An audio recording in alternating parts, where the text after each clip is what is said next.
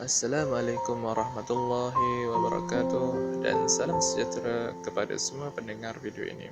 Video ini dicipta untuk membentangkan tajuk kajian saya, iaitu menggunakan kaedah depth search untuk bermain mencari jalan keluar di dalam sebuah permainan maze. Seterusnya, kita pergi pula kepada pengenalan permasalahan domain untuk kajian ini. Yang pertama iaitu permasalahan domain untuk kajian ini ialah mencari jalan keluar terpendek dalam satu jangka masa yang diberikan dalam gelintar maze yang diberikan. Yang kedua, jangka masa yang singkat dan berapa banyak langkah yang digunakan oleh setiap pemain dalam mencari jalan keluar diambil untuk menentukan kedudukan permain. Yang ketiga, setiap pemain yang berjaya mencari jalan keluar dikira sebagai pemenang, tetapi kedudukan setiap pemain ditentukan oleh masa dan langkah yang pemain ambil. Seterusnya, kita pergi pula kepada ringkasan pengumpulan data untuk kajian ini. Yang pertama, untuk mengumpulkan data permainan maze ini, terdapat dua saiz permainan maze yang digunakan dalam membuat pengumpulan data.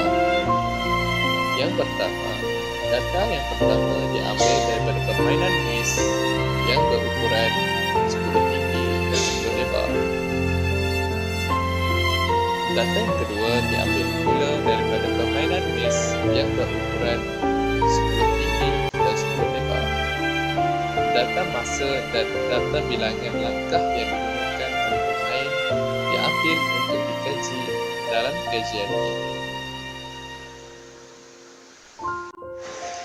Seterusnya pula iaitu contoh pengumpulan data daripada maze yang berukuran 10x10. Bermula daripada pintu masuk yang bertanda 5, pemain perlu mencari jalan keluar pada pintu keluaran yang bertanda 96.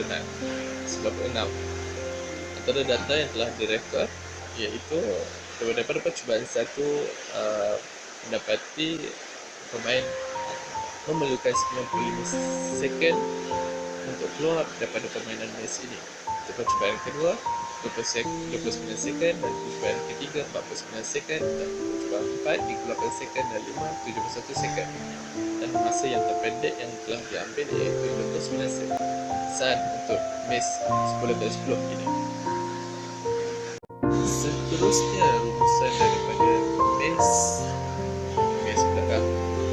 Rumusan data yang telah direkod daripada maze yang berukuran 270 dan 237 langkah paling cepat yang telah diambil untuk maze yang bersaiz 20x20 ini, bermula daripada pintu mula yang berwarna merah dan berakhir pada pintu hijau.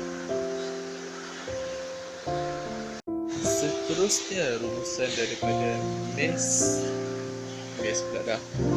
Rumusan data yang telah direkod daripada maze yang berukuran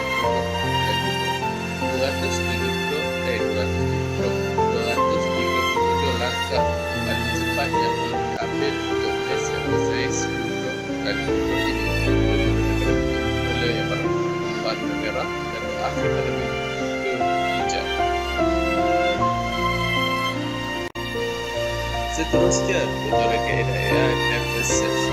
Cara-cara menggunakan kaedah ini daripada itu atau permulaan daripada jiran atau yang boleh dari gelintar permulaan daripada itu bergerak pada seterusnya sehingga tersebut terbuka baik jalan buku.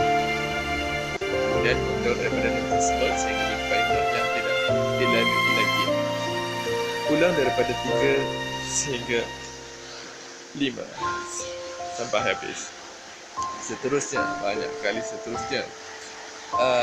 Sila lihat video, example video untuk pengetahuan yang lebih lanjut. Welcome to Go Get It. Today we are going to discuss one of the important graph traversal technique, that is depth first search. To proceed further, one must know the stack data structures and its relevant operations, that is push and pop. On the right hand side, you can see an empty stack is placed, which is used for keeping track of all the visited nodes. To start with, we have node A. We'll push it to stack and we'll add it to the output sequence and we'll mark it as visited. Now, according to depth first search technique, we'll check the top of the stack symbol. We have A here and we'll check all the adjacent unvisited nodes of A. We have B and S.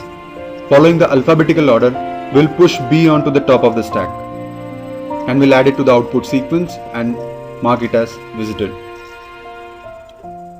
Now B being at the top of the stack and A as only adjacent visited node, there is no other go. So we'll pop up from the stack B. Now we have A at the top of the stack and S as the adjacent unvisited node. So we'll push S to the top of the stack and we'll add it to the sequence. Mark it as visited. Now S at the top of the stack and C and G are the two adjacent unvisited vertices. Alphabetically, we'll push C on the top of the stack and add it to the sequence. Mark it as visited. C has D, E and F as adjacent unvisited nodes. So alphabetically, we'll push D onto the top of the stack and add it to the sequence and mark it as visited. D being at the top of the stack with C as the only adjacent but visited node, so there is no other go. We'll pop it up from the stack. Now we have C at the top of the stack and E and F as the adjacent elements of C. So we'll push E alphabetically first and add it to the sequence and mark it as visited. E has H as the adjacent element which is unvisited. We'll push it to the top of the stack and we'll add it to the sequence. Mark it as visited. H has G, so we'll push it to the top of the stack, add it to the sequence, mark it as visited. And at last we have F. We'll push it to top of the stack and add it to the sequence, marking it as visited. Now F as the top symbol of the stack and F has both C and G as visited nodes and adjacent nodes, so we'll pop it off. Similar is the case with G, we'll pop it off. Similar is the case with H, E and C.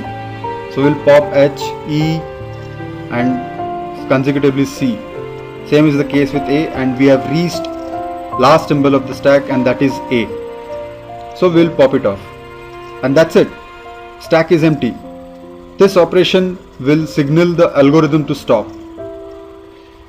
And this is how depth first search algorithm works. You can see the output sequence produced below. To know about breadth first search, please find below the link. Thank you. Terusnya, penyelesaian permasalahan menggunakan kaedah depth first search. Mula-mula wakilkan setiap langkah yang berada di dalam list kepada nombor. Yang kedua, jadikan setiap nombor yang terdapat dalam permainan list sebagai node yang perlu dilalui. Yang ketiga, bergerak daripada satu node kepada satu node yang lain sehingga menjumpai jalan buntu. Jika pemain menjumpai jalan buntu, patah balik dan lalui jalan yang belum dilalui teknik.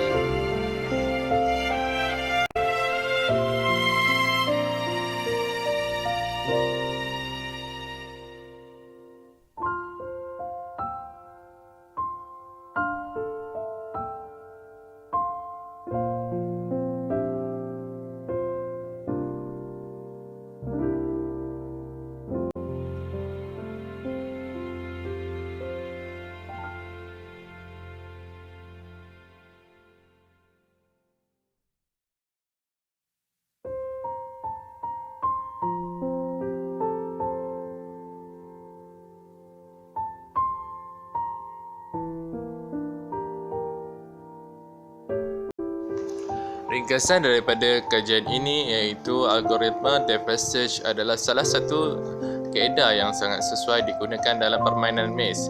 Yang kedua, algoritma ini sesuai apabila permainan maze ini hanya bermatlamat untuk mencari jalan keluar daripada gelintar.